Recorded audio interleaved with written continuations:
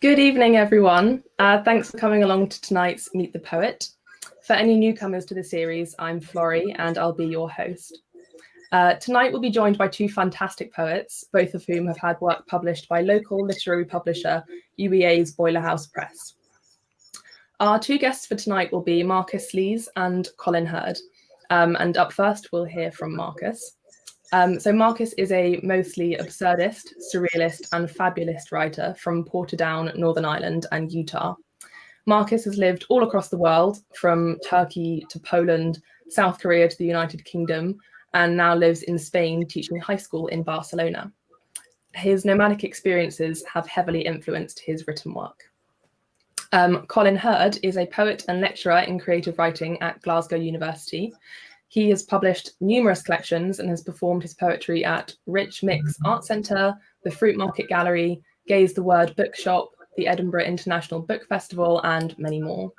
His work has been published extensively by various journals and anthologies. So let's bring Colin and Marcus to the stage. Hello. Hello. How are you both? Doing well, thanks. Doing well? Very well, thank you. Good. It's lovely to have you both here tonight. We've got lots of excellent poetry to get through. So how the hour will work, we'll hear a couple of readings each from Marcus and Colin, and I'll hand over to you, Marcus, for your first reading in just a moment. But before I do, I just want to remind everyone watching at home that we're welcoming questions throughout the hour. And there's a live chat function on YouTube and Facebook. So just drop in any questions that you have about their poetry, and I'll try to get through as many as possible. So Marcus, for your first set, you'll be reading from your 2018 Boiler House Press collection, The Green Monk. Before we hear your work, I wondered if you could possibly explain a little bit about absurdism in particular, for those in the audience who might not know much about it. Yeah, sure. So, well, I guess there's different definitions of absurdism, but for me personally, it's kind of how I would kind of see the world generally. From Beckett, if anyone's read Samuel Beckett, for example, seeing things not quite matching up, we try to impose a kind of logic on the world, and it kind of resists that, at least for me. But also kind of the absurdism kind of coming through techniques that I might use, like collage and different ways of using language, the absurdity of language itself, actually. We think it's transparent, but actually it's a lot more opaque than we might imagine, I think. So, yeah, I think it's naturally out there is what I'm trying to say, the absurdity. And I'm trying to tap into that or acknowledge that at least. In some way, yeah. That's a fantastic description. Makes sense. Is very helpful. Right, I will leave you all in the safe hands of Marcus for your first reading. Okay. All right. The first poem I'm going to read is called Great Expectations, and it's a little bit about, well, maybe some of you feel this way. I certainly do sometimes. Great Expectations. I'm afraid of getting my soul sucked. I've had my soul sucked. Have you had your soul sucked? Where did you get your soul sucked? Who sucked your soul, and why did they suck your soul? Soul sucking is voluntary and sometimes involuntary. How many souls have you sucked? How many people have sucked your soul? When will you stop sucking souls? Do you want to stop sucking souls? When did you first start sucking souls? Do you prefer sucking souls or having your soul sucked? If soul sucking stopped tomorrow, what would you suck? Would you stop sucking? What was your favorite soul suck? What is your average soul suck? How many soul sucks do you prefer per day? How many souls can you suck at one time? When you suck a soul, how do you feel before and after? When you have your soul sucked, do you think of sucking someone else's soul? What do you think about when sucking a soul or having your soul sucked?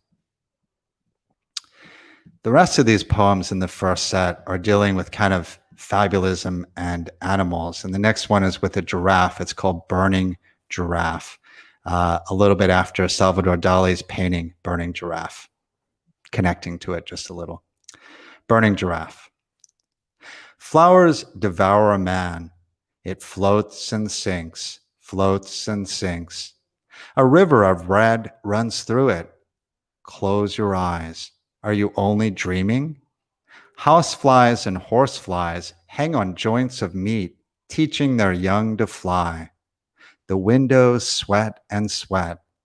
Hard rain on the outside, warm air on the inside. When you ain't got no flowers, you got the blues. When you ain't got no flowers, you got the blues. When you ain't got no flowers, you got the blues. When you ain't got no flowers, you got the blues.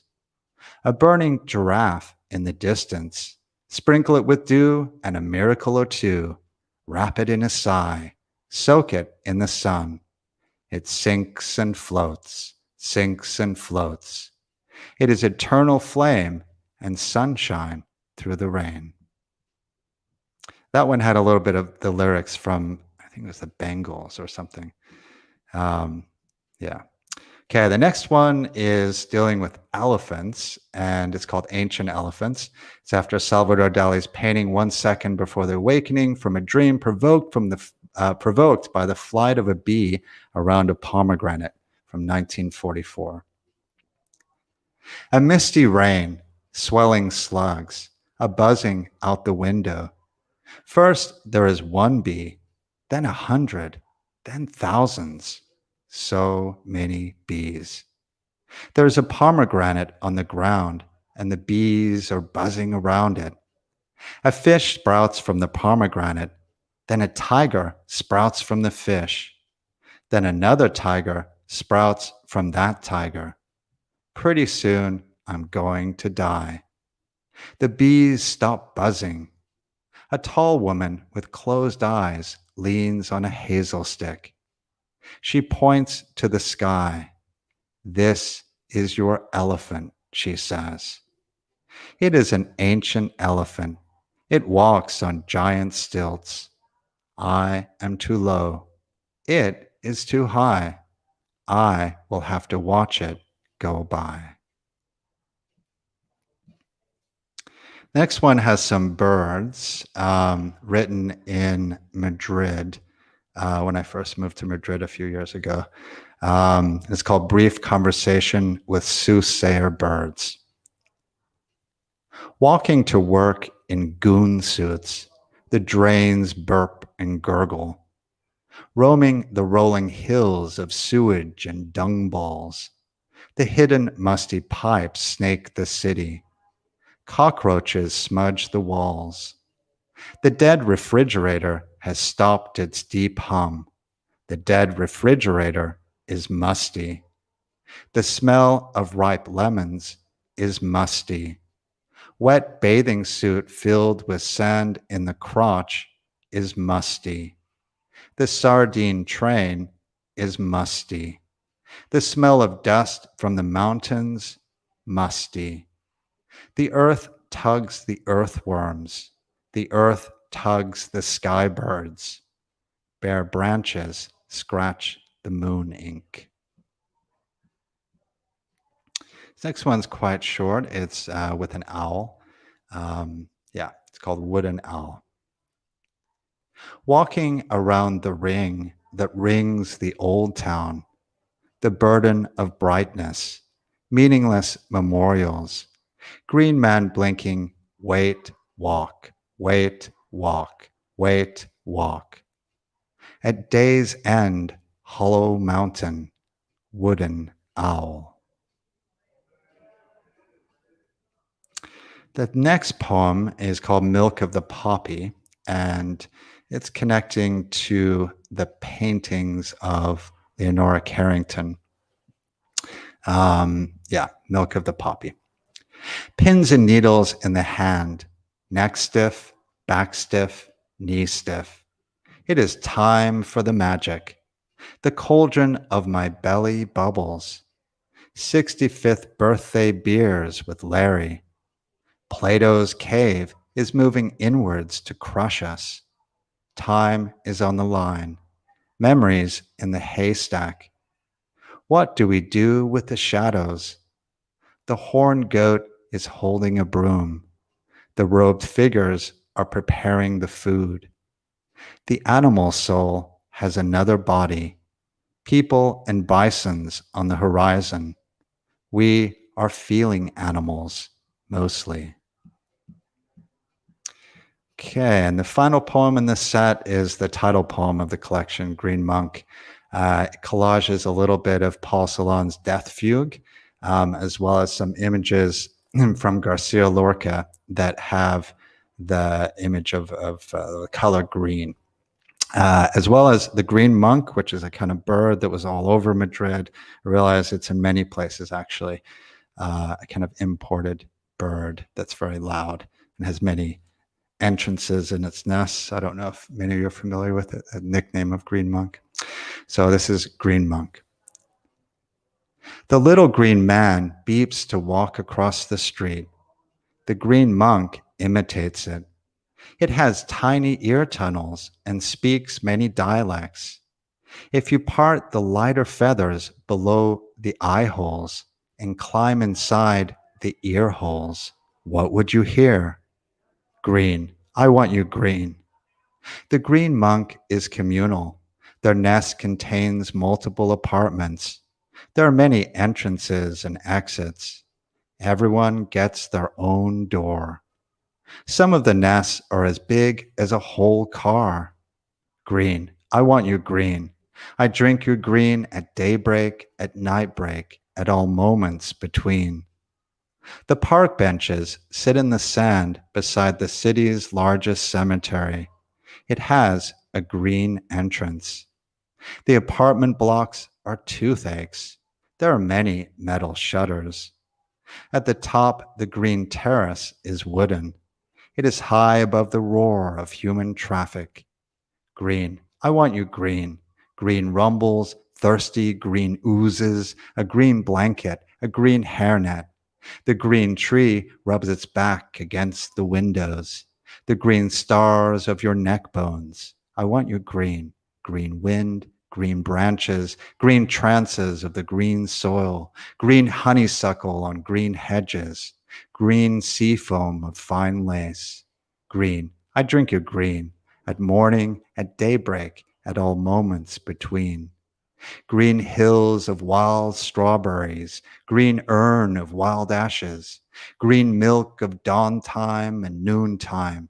We drink and we drink. Green. I want you green. The green monk travels many distances. The bristle of green feathers of the green monk. The long green hair of the wind. Okay, and that's it for the first set. Oh, thank you, Marcus. That was a fantastic selection of poetry to begin with. Oh, managed to get through a lot. I will start now just by saying that we've had a lot of people joining, saying hello, saying it's great to see you both. So that's really nice to hear. So my first question about your set is, obviously it includes a lot of poems that are inspired by surrealist paintings. And what is it exactly that sort of draws you towards surrealist painting, especially for your poetry? I think it's the kind of visionary quality. I mean, two elements of surrealism really draw me in, actually. The primitive, so-called primitive cultures I've been interested in for a long time, since undergraduate days. Looking back to gain some of that wisdom that maybe we've lost. And also the kind of visionary qualities that can be evoked through surrealist paintings. Typically nowadays we might say surreal and it just means something strange, right? But I really want to get at another way to say it is like deep image kind of quality of poetry and of paintings too.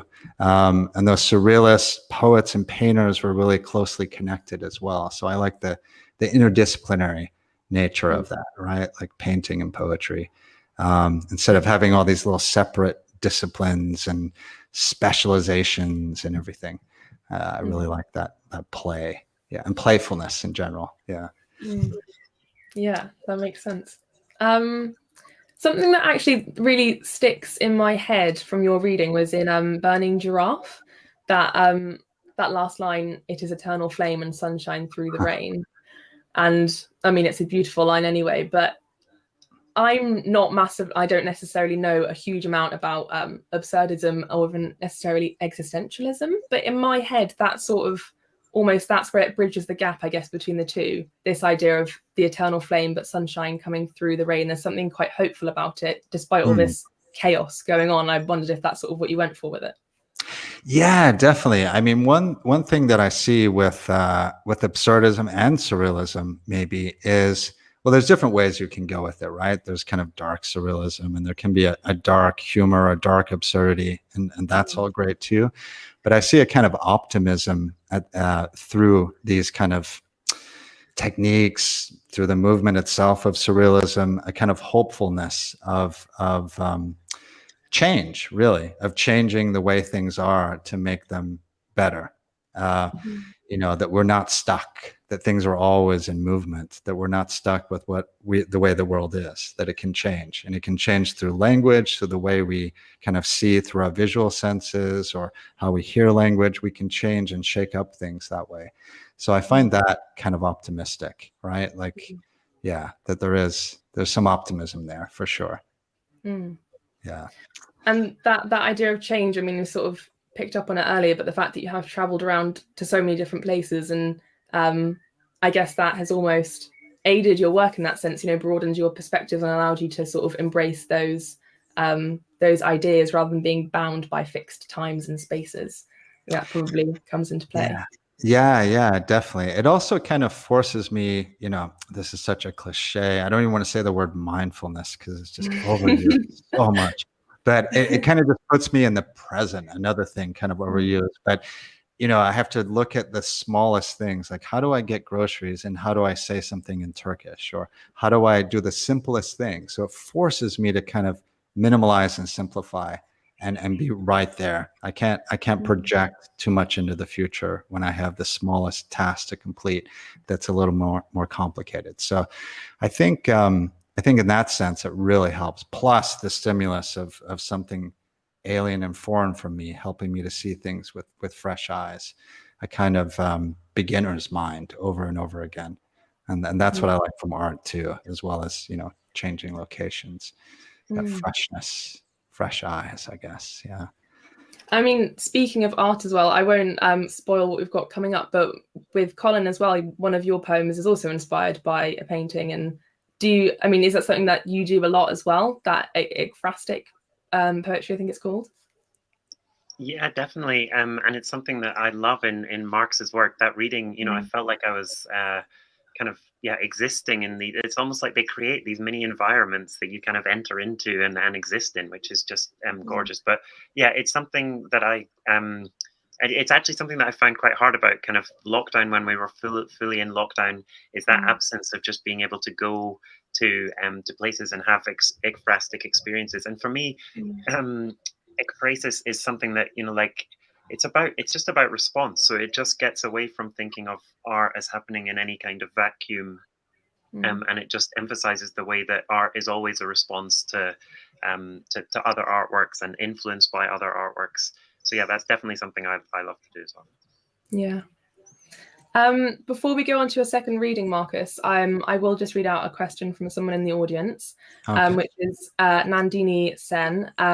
This sort of touches on what we've already talked about, but maybe there's some way we can sort of clarify a little. So they say, wonderful poems, green, green, green. Why and how did absurdism, surrealism inspire you? We sort of talked about that. But do you celebrate optimism as well as parallel to those difficult concepts behind existential lifestyle?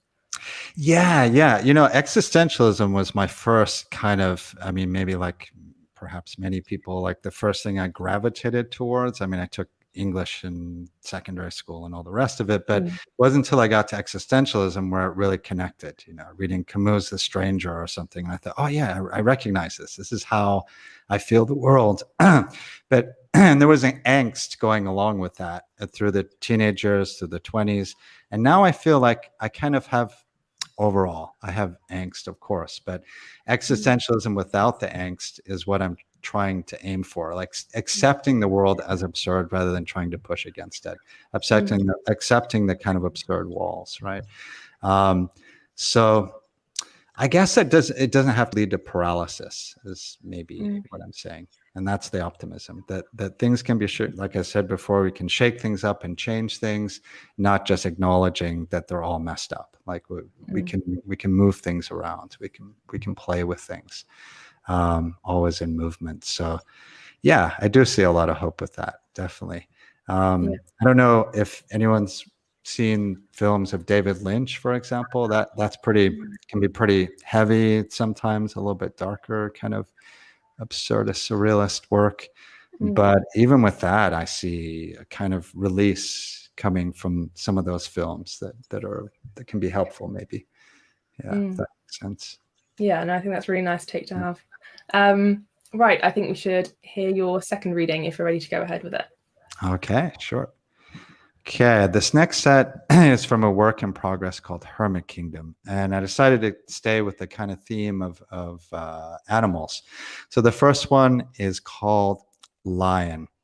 And this manuscript is kind of using some of my partner's life, who's from Poland, Katowice, and them as a kind of persona or voice in a lot of the prose poems. So this is called Lion.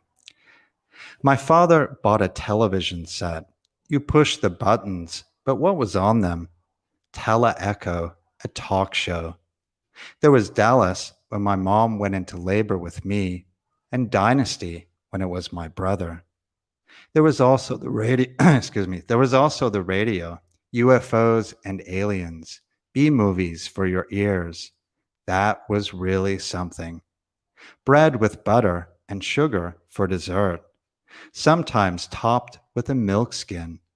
On the rare occasion, a Prince Polo. Kogel Mogul in the kitchen. The carp clubbed in the bathtub, then breaded for Christmas. You had to queue for everything. Globove, sporty vinegar, and Georgian tea. The queuing committees watched the order of queues. You could make money by standing in the queue for someone else. My father sold the Maluk to buy a modem to connect to the internet. We took the bus. My father played the record, The Jungle, the mighty jungle, where the lion sleeps tonight. Wimbowe, a wimbowe, a wimbowe, a wimbowe. The love we look for is based on the love, or lack of it, in childhood. It takes a lifetime to catch up with it. The next one is called Bullfrog. At the swamp, a songbird sits in the branches. A bullfrog down below the songbird sings their heart out. What do you think? Says the songbird. The bullfrog only hiccups. It was my best song, thinks the songbird. I have to do something better. It digs up something deep inside it, holds the last note for over 5 minutes, and when it's over, they lean down to the bullfrog. What do you think? Says the songbird. The bullfrog only hiccups. One last time, higher than before, and when it's finished, the songbird keels over. There is nothing left to give. The bullfrog opens its mouth, and the songbird slips inside it. The bullfrog sings the new song from somewhere deep inside it. This next poem is called Mule, and it's after watching a documentary about space and the material of space falling to the earth and what they do with it. So it's called Mule. When the space metals fall to the flat Earth, the farmers saddle their mules and drag it behind them, the sheep bleating in the distance. Others take longer dismantling it, piece by piece. Kebab stew in a space bucket, over a campfire. Later, the expensive material is sold to China for brute survival, then sold back to the West for foil to wrap sandwiches. This next one is called Dark Horse. Father handed me the folder with a dark horse, my first bank account, 40 pounds in savings. I read my first book, the bookmark under each line, Black Beauty. Father handed me the letter. It said, Master. It was the wrong title. The picture book had lords on horses, foxes and hounds, black hats, long coats. Those were the masters.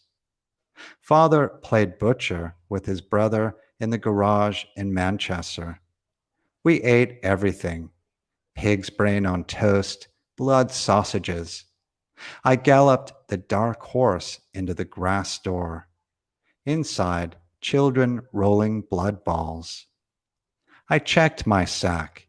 My sack was intact. My blood to your blood, I said. This next one is called Crayfish.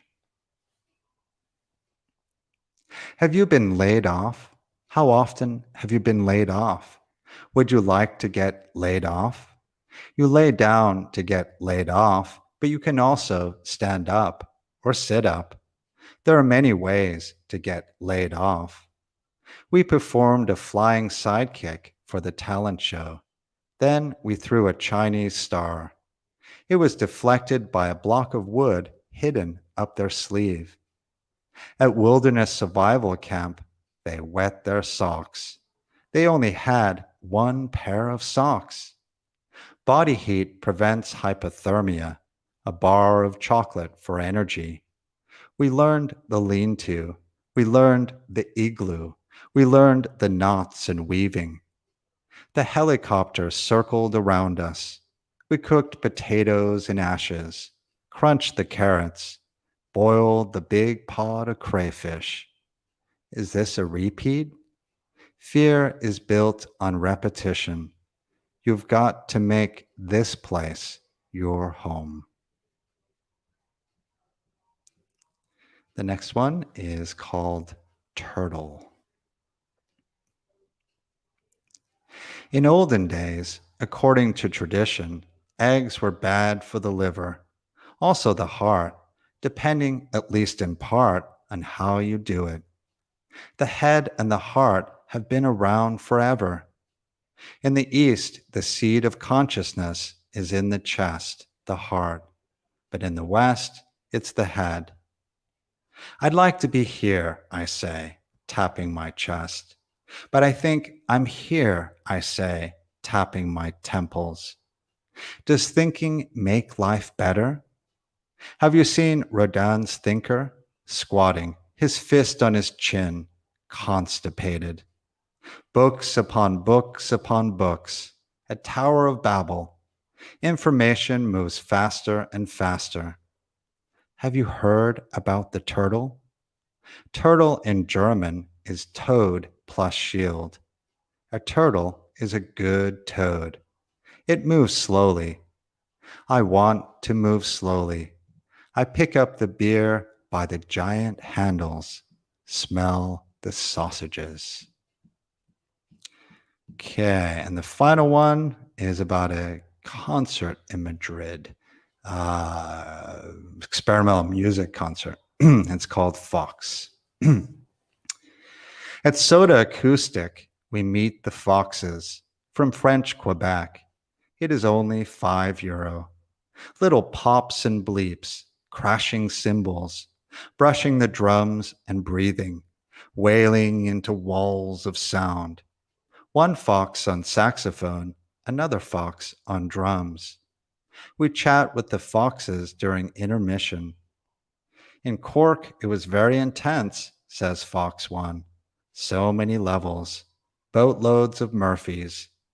It's the Cork version of Guinness, says Emer. Yes, says Fox 2, making a small smack with their lips. We were just in Poland, says Fox 1. Rumia, Poznan, and Gdańsk. Terrific, I say. I like the pierogi, says Fox 1. Not at first. The first pierogi was too slimy, but I thought I had to try another one. The other one was very tasty. You have to have the right pierogi, I say. Have you tried Katowice, I say, my hometown? I've heard about it, says Fox 1. I've a friend, the head of the jazz department, I keep meaning to visit.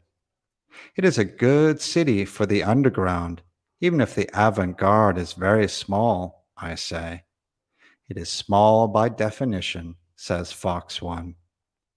We sit down for part 2, saxophone, drums, and 2 local foxes on guitars.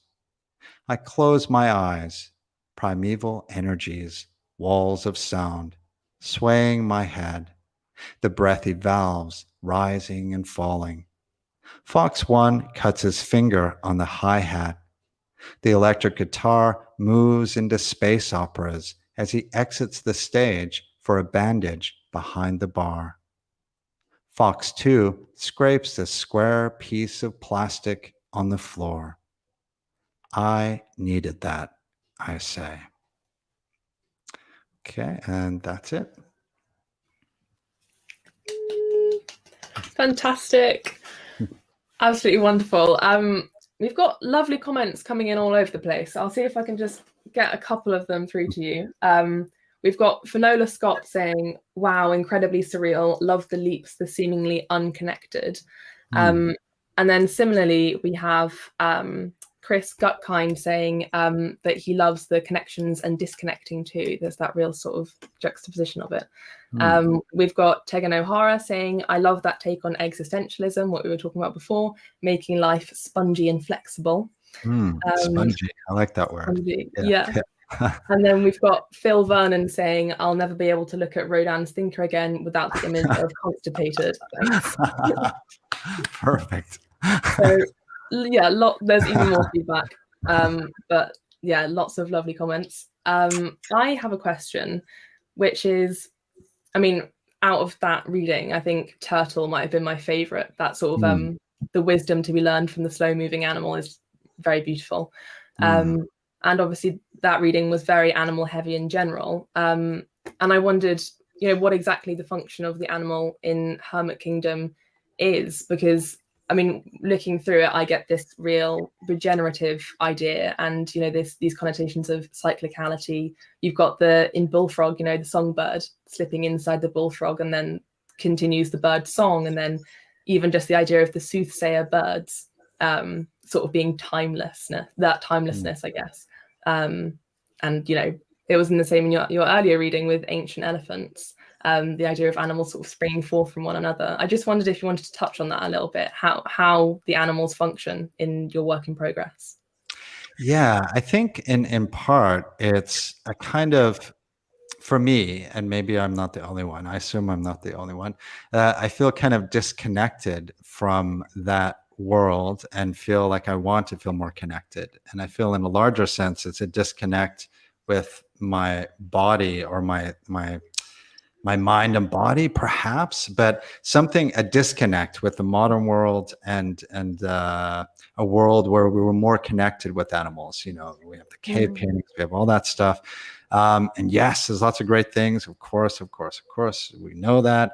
But I think also we've left some things behind in terms of wisdom, in terms of making that connection with other animals, instead of seeing ourselves as so separate and special and unique. And of course, I think we need to do that to some extent if we're going to prevent what's coming, right? So I think there's that. And also the magic of, some experiences that I've had in terms of A kind of spiritual experience, you could say, of feeling connections in terms of shamanistic connections, not in a cheesy pay £1,000, go to the Amazon rainforest kind of way, but yeah, some kind of spiritual connection, kinship with other animals, I think. On the other hand, I realize sometimes we overdo that, right, with animals, and sometimes we should let them be themselves instead of anthropomorphizing them and making them more human. So I can see it being problematic sometimes, but I think it's the magic overall, the magic of the animals and the fabulistic qualities of animals and so on. And also the childlike quality of those animal stories you may have been read when you were little, right? And kind of using that format sometimes, that we have when we're kids, probably, right? A lot of us, I would imagine, those animals. I want some of that back. Yes, I Yeah. agree. I completely agree. Yeah. Well, it's been wonderful hearing your work. Thank you so much for sharing it. I think it's time that we heard from Colin. So, Colin, if you're ready to do your first reading, then I'll hand over to you. Sure, perfect. Although I have to say, I could just sit and listen to Marcus, all of that again. Just before I start, the thing I was going to say, Marcus and Florrie were saying, do I have any jokes to pepper through the reading, which I don't. But I was just thinking of one just then, which is this event. It's not a joke, actually. I'm deadly serious about this. Not deadly, maybe. I'm like, something else serious about this, which is this event is called Meet the Poet, but I wish it was called Meet Yourself, because we're all definitely more poets than I'll ever be. I'll start with the first poem, which is called Fanciphobia. It's kind of what that's about anyway. Hello, all of you, brilliant poets and poetry fans, such appetites, etc. I was thinking, tomorrow morning, how about you walk out of your jobs and those without jobs walk into them? Just up and toodaloo, just up and hello, nice to meet you. Take the staple gun, fantasize interiors. My name all of a sudden is, if you could redecorate one thing, my name all of a sudden is, I want to quit my job and start negotiating. I like my job. Take the coffee machine, that's going nowhere. Trellised rose wallpaper, take the water cooler. I'm so anti it, I can't put it into words. There's a kind of wave bye that never really happens, that is just ongoing, like saying the whole time, the whole party, I need to go soon, I need to go soon, and people keep offering you stuff and telling you stories. We mime speech bubbles, we suck our thumbs. Indulgence is desperate. I'm such a flatterer. You are all so brilliant. You've written good poems, many of you have. I want to print out all your poems and scrunch them up and stuff them in my clothes. Maybe read them first. Just maybe, no promises. My favorite romantic poet is Anna Letitia Barbauld. I wear my fear around me. I fan it out on my pillow and spray my pillow with it. I've never been moved by staff meetings. I hated Call Me By Your Name, except the conversation with a fish and the clothes. The conversation with people all through were so horrible. And then I watched it with someone who hated it and I started to like it more. But God's Own Country I didn't have so much beef with, except the Crouchy Wash was borrowed wholesale from Brokeback Mountain. My name all of a sudden is Mark Kermode. I loved Benjamin and Please Like Me. I loved Space Boobs in Space. Good evening to you all. It's the audience that makes a performance. You are sleeping with stuff attached to you. You are careless and sometimes annoying, but I don't hold that against you. The next poem is called Buttermilk. Fill a heavy jar with double cream. Shake and shake some more. Or you can take whole milk, add vinegar, and leave a while. It's a choice between telling someone you need them or setting the scene for them to tell you.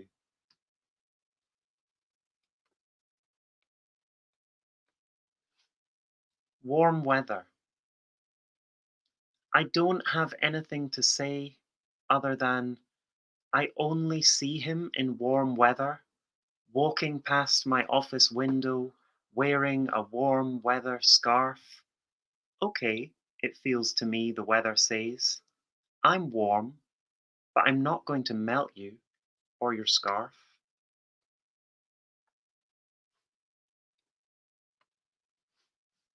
Stately. The residents of this place are always around, hanging about drinking protein shakes. To be honest, they're enigmatic. and seem to promise more than they have any intention of delivering. Bones, whipped egg whites, pips, even the way the morning is spent inside and the evening out of doors, even the operations of many of their machines, which I tell you about in a quiet moment, except the residents of this place are always around.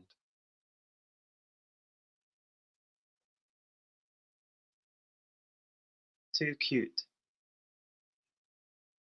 It was one of those restaurants where everybody crowds around to sing a song about birthdays if it is your birthday. They check your ID. Everybody carries ID over here. We were characterized on the bill as too cute. They don't sing happy birthday because of the copyright, but an approximation of it, the same sentiment. I was wearing a cactus and lobster shirt. There were 3 birthdays in our sitting. 3 birthdays in the same mealtime at the same restaurant. I'll give you a second to let the euphoria of that sink in.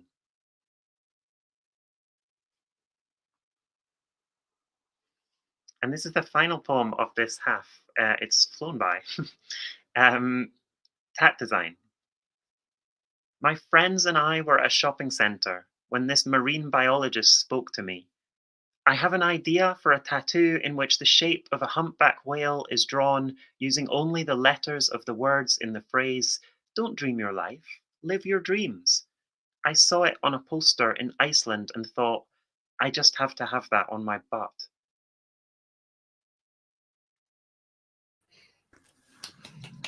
Oh, fantastic. We've got loads of lovely comments. We've got Tim Atkins saying great, Janet Barnes saying brilliant, Jonathan Collins saying love it. Very well received. So thank you for that lovely reading, Colin. And Tat Design, the one you just read, brilliant poem, made me laugh out loud when I read it, and when I heard you say it just now. And obviously you talked at the beginning about jokes and stuff like that, and I wondered if wit and humor are quite important to your poetry, because poetry is often thought of as a very serious, quiet thing. So I wondered if how that played into your work.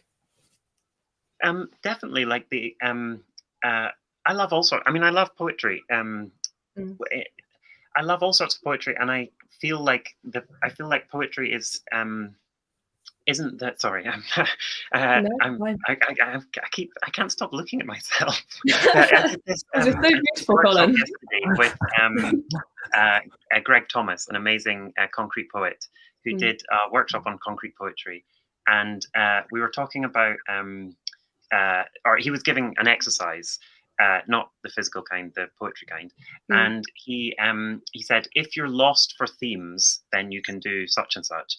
And so I started doing this poem about if you're lost for themes. And the poem was just a concrete poem, very short and visual, I guess. And the poem was just subject, and then it was the word theme, but kind of broken in such a way that you got the me. So where I was going with that is to say that for me, poetry is just kind of everything, and that sounds kind of odd to say, or like it sounds kind of like I'm now evangelical, which is not what I mean to be. But it's just that poetry is not the kind of property, or the kind of is not reducible to any particular. So poetry for me is not poetry collections, is not prizes, is not like any particular like career of any particular poet or anything like that.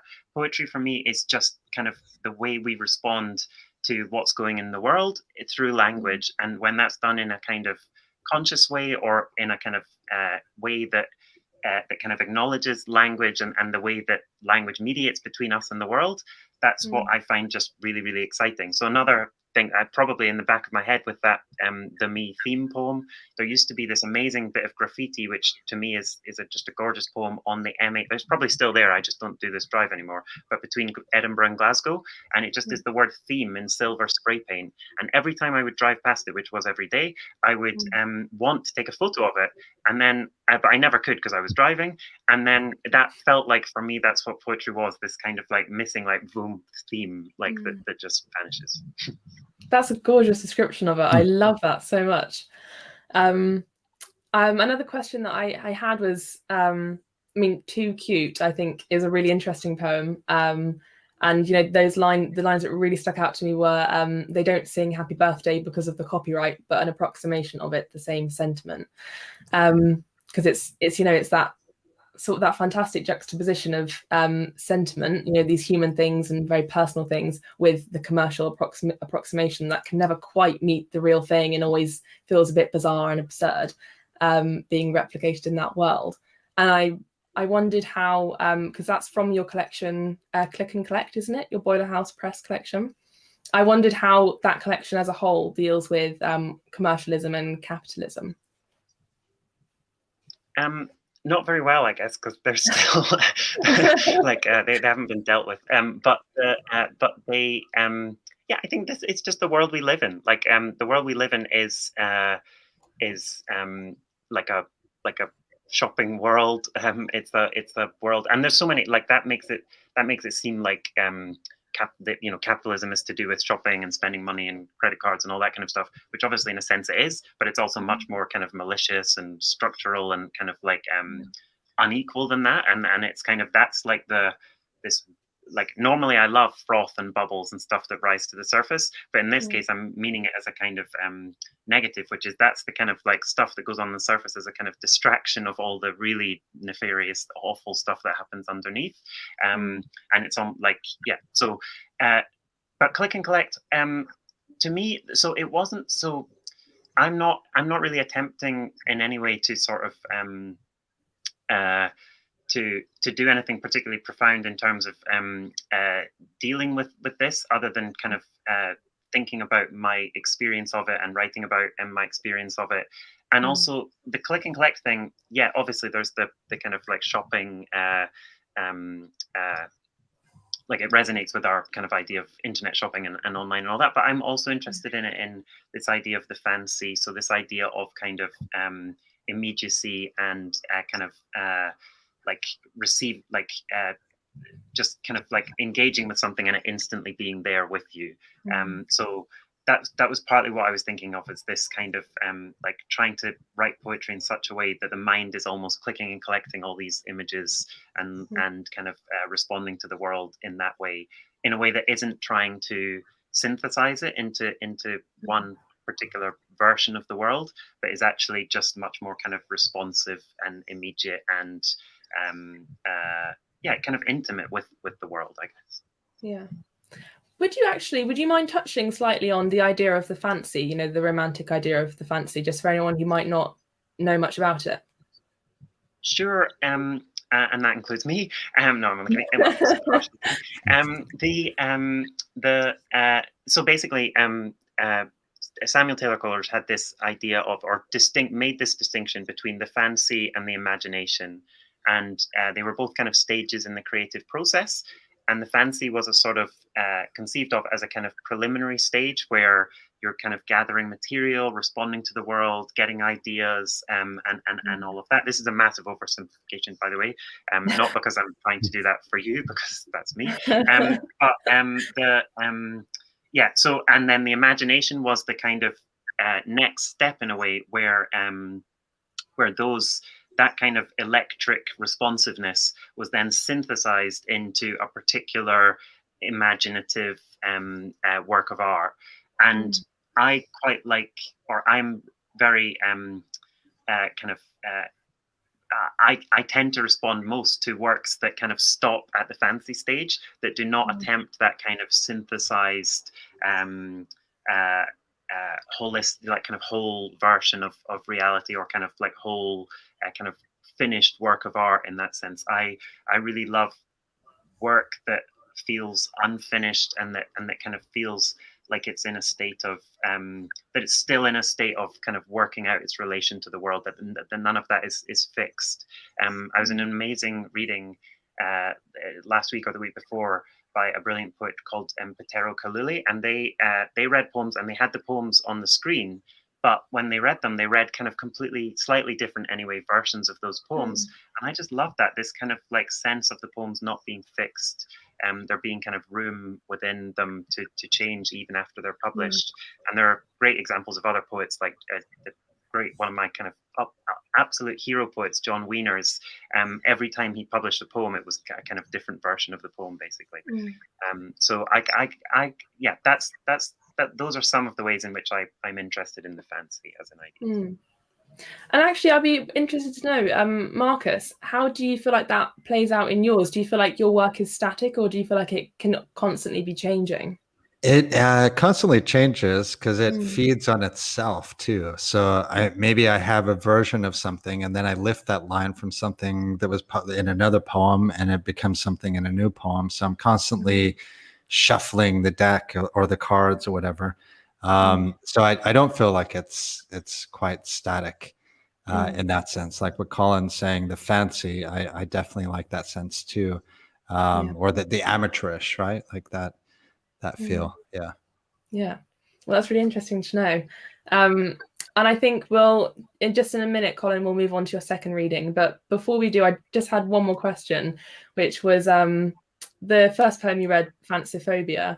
It was such a lovely beginning, the way that you welcome the audience and bring them into it as part of the process of the poem.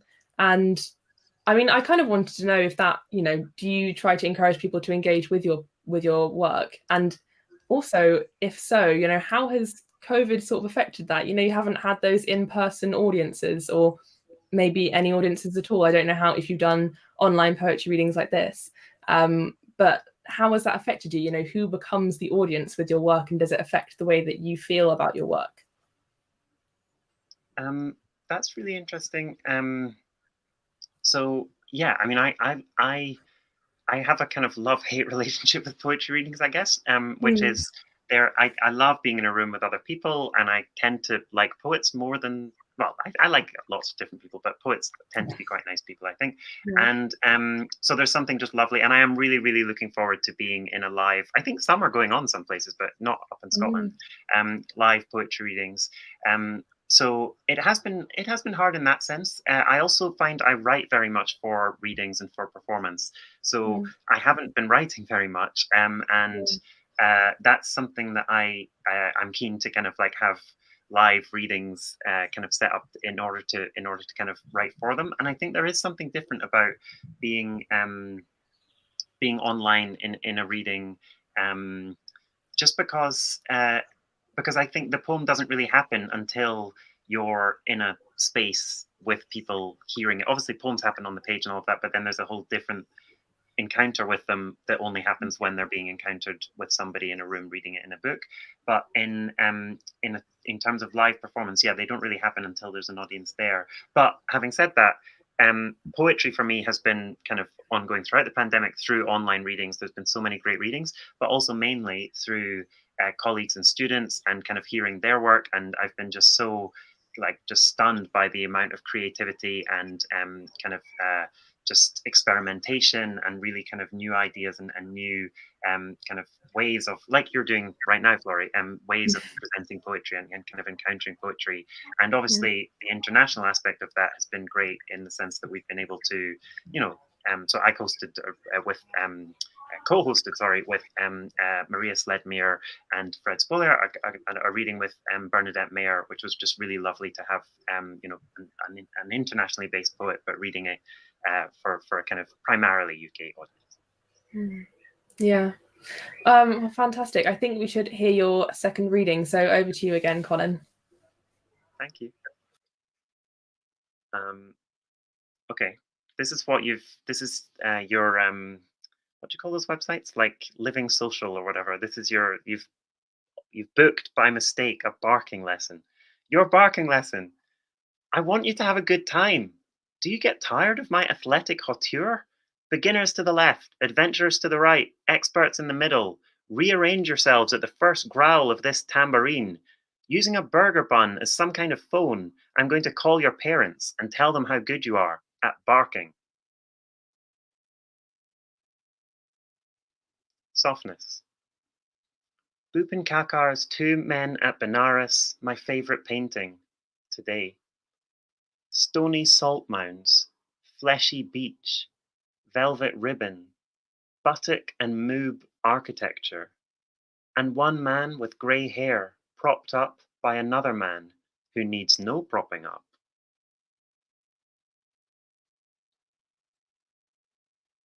I forgot I put this one in. I always forget I put this one in. Fudgepacker. Flirtation, that wasn't meant to be a joke. Flirtation is not capitalism. I don't need to tell you that, but I always spread the icing thickly. I have this illusion there are people employed to unspread my enthusiasm, to excavate the middle 16 layers. Tons and tons of water and sugar, the stuff of love, goes into making this confection. My department is mainly cellophane, ribbon, and sticky stuff. It should be fancy, but not fancy fancy. It should be out of the everyday. Fruit and nuts, fruit and nuts. Even I get exhausted. Someone once called me fiercely gauche, I think. People who have traveled away suddenly look glowing and gorgeous, like they only get out of bed for a pina colada. I'm not sure I totally get the everyday. I always want to ice my spatial stories. A city is like a bar of fudge to me. My department is surface aesthetics, not so far out of the everyday that you wouldn't want it, not so beyond the pale as to be out of reach. There's an exception to the people who have gone away thing. Flirtation is a jelly bean pressed into. Whenever I finish one, I look at it. I feel like my friend's dad walking in on me in a white sheet, murmuring, "I'm a nun." I talk fancy because it's becoming, saying, "Your voice as well, your voice has this elevation, like a vantage point." I have a streak in me that must always want to be in a pickle.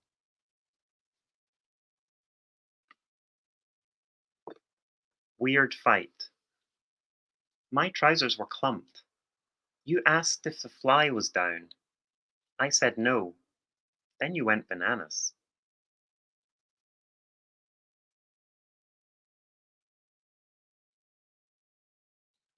A famous singer's mother.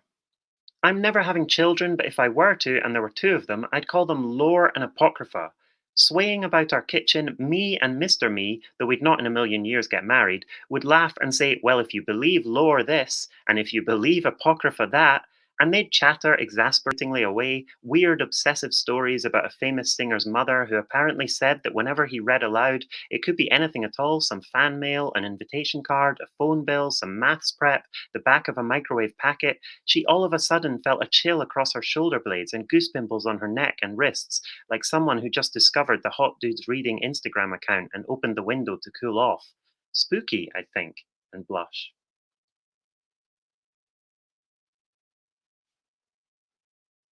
And this is the last one. As much as I love it, sometimes it makes me sick. You are finishing a glass of wine. I'm eating trolley sour worms.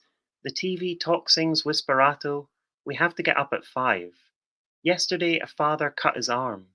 The sea's discarded cummerbund when stressed. Strawberry shortcake is a starter, and when not, I can't remember.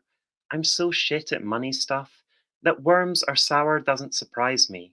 We sometimes sleep in shifts. Submissions. Google, how to make something zing. Your cough is kind of sumptuous. We have really beautiful duvet covers. It's our thing, and it keeps us safe from macho demons. Oh, brilliant. Thank you so much. The ending of that poem, Macho Demons, is it a running theme throughout your work? Do you pick up on that quite often? Macho demons. Maybe. You know, I've actually become my own macho demon now. I do boxing and kickboxing. And I have when I was in Marcus's beautiful Lenora Carrington poem, there was the thing about stiff neck, stiff back, and all that. And I was about to I have this thing which looks like delicious orange juice, but it's not. It's boxing liniment, and it's like menthol and eucalyptus and lemon, and you rub it all over. So that's what I've been doing to get rid of my sore back and sore shoulder. But no, yeah. So I'm now my own macho demon. Yeah. I think I always was my own macho demon. Everyone has their own macho demon inside them. There was something else I wanted to ask you, which was the poem Fudgepacker. You said you forgot that you put it in, but I felt like there's lots going on in there, and I wondered if I could sort of get an insight into your inspiration behind writing it. Yes. Inspiration behind writing it, I think, was I think I wrote it when I was living in Edinburgh, and there are loads of fudge shops on the Royal Mile in Edinburgh. So you would see these gorgeous, big, long, like loaves. I don't know.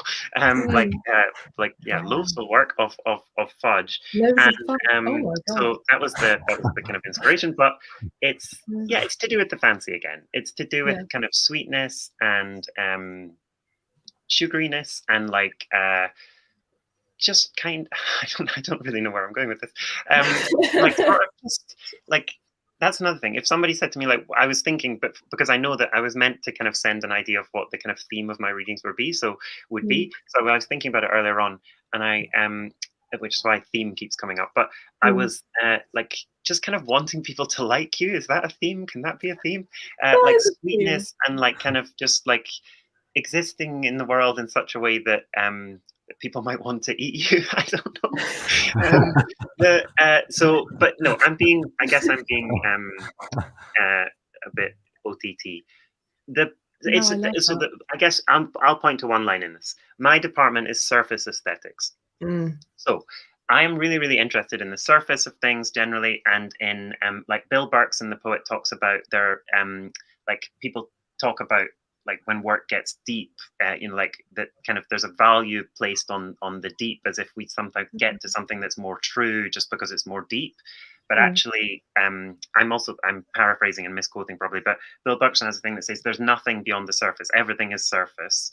And I think that is really true, that there, like, we only can encounter things on the surface. Like there is like it in a certain sense, there is no, like depth is a kind of myth, like that we're only ever on the surface, and it might just be that we're on the surface of something that feels more kind of deep. I'm speaking kind of emotionally, I guess, rather than I'm not suggesting the earth is just the surface.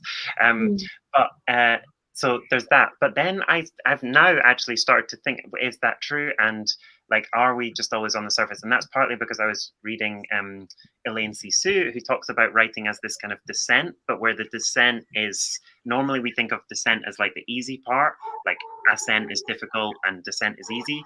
But she writes about a kind of descent, a writing descent, where the descent is the difficult part, the tricky part, the kind of staying with the trouble, to quote Donna Haraway part. So like so I'm not sure now about this obsession with surface, but I still have it, I guess.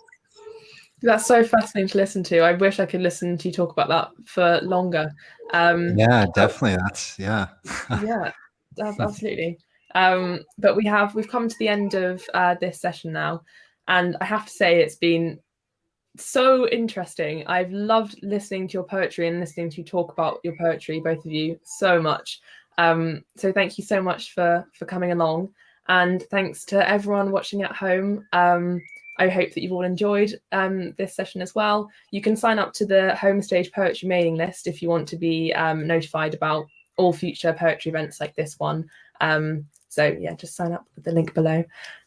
Donna. And yeah, this has been fantastic. Thank you so much to both of you, and hopefully I'll see everyone at home next time. Bye, everyone.